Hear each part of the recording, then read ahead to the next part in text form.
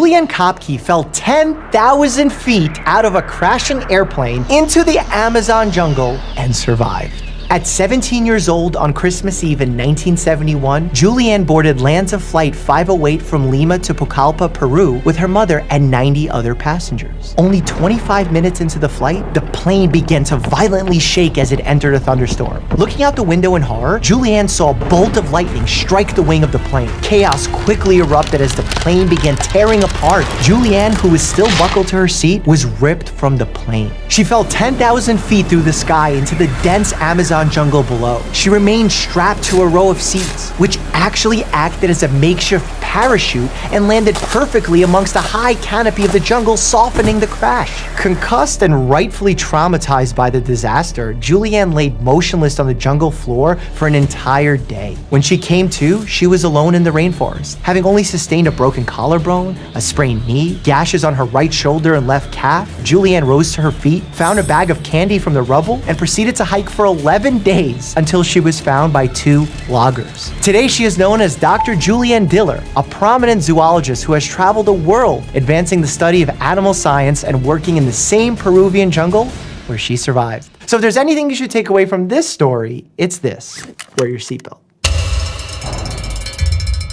Phineas Gage had a 13-pound metal pole blasted through his skull and survived. In 1848, then 24-year-old Phineas Gage was working on a new railroad track in Vermont. His job was simple, literally just blow up rocks. One day, after placing a charge in a hole, he began packing sand with a tamping iron, when suddenly the iron caught something in the sand, probably a rock or a small piece of metal, and created a spark. This tripped the charge and caused a massive explosion, with Gage standing directly on top of that blast. What happened next has been studied by doctors, myself included, for the last 150 years. The blast rocketed the iron bar upward, penetrating behind his left eye, entering his brain, and then exiting through the top of his skull, finally landing a full 80 feet away. When his fellow rail workers rushed over, they were immediately devastated and shocked to see he was still alive despite a nearly 2-inch hole through his entire skull. Not knowing how to help in this dire situation, the workers rushed him to a nearby doctor, who was most definitely unprepared for such a gruesome injury. Despite some initial convulsions, Gage never even lost consciousness, and in one of the most miraculous medical cases ever recorded, he survived for 12 years, but with one major caveat. You see, Gage is also considered a vital piece of medical history, as he led us to start believing the brain was actually responsible for controlling personality. While Gage did survive the explosion, it's documented that damage to his frontal lobe led his personality to go through some major changes. Dr. Harlow, who treated Gage following the accident, said he is fitful, irreverent, indulging at times in the grossest profanity, which was not previously his custom. Some who knew him have claimed it took him years to regain his personality. Reports over exactly how much his personality changed have been the cause of much debate over the years, but regardless, surviving a metal pole flying through your skull is nothing short of a miracle.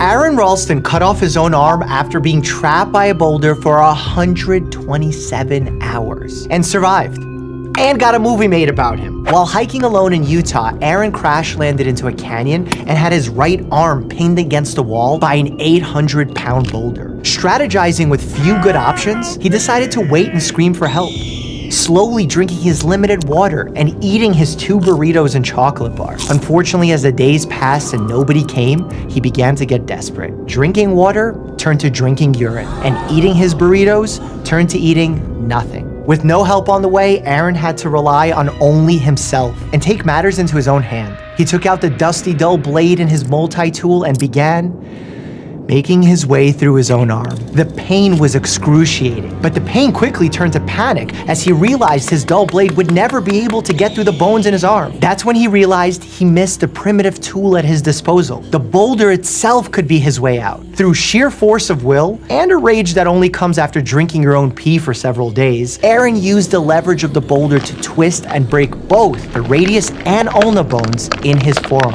After withering away in a canyon for 127 hours, Aaron had removed his entire arm, created a makeshift tourniquet, and freed himself from his natural prison, allowing him to stumble out of the canyon where he was discovered by hikers. Aaron survived, and today continues to travel the world, where he not only speaks about his harrowing journey, but also navigates rivers, climbs mountains, and hikes canyons.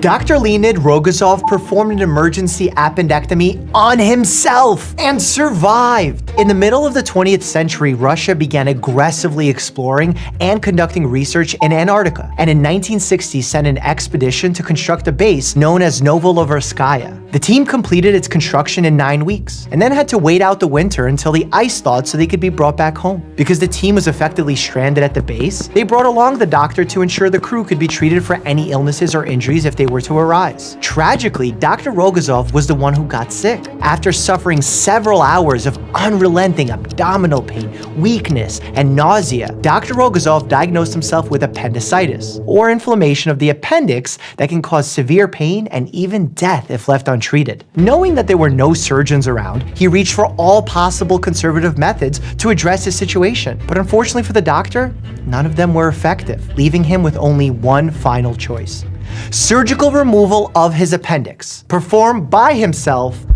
on himself? He recruited 2 medical assistants, the team meteorologist and the team driver, to hold open the abdominal incision and hold a mirror to better visualize his surgical field. Seated upright in a hospital bed, taking as many sterilization precautions as possible, Dr. Rogozov began the operation. The pain and fatigue was excruciating, causing him to experience vertigo and take several pauses with his abdomen wide open. Nevertheless, he continued. He removed the perforated appendix and stitched himself back up over the course of just 2 hours. After 4 days, Dr. Rogozov's bowel function returned to normal. After 5 days, his fever was gone. After 8 days, his stitches were removed. And after 2 weeks, he was back to performing heavy work on the base. What a champ!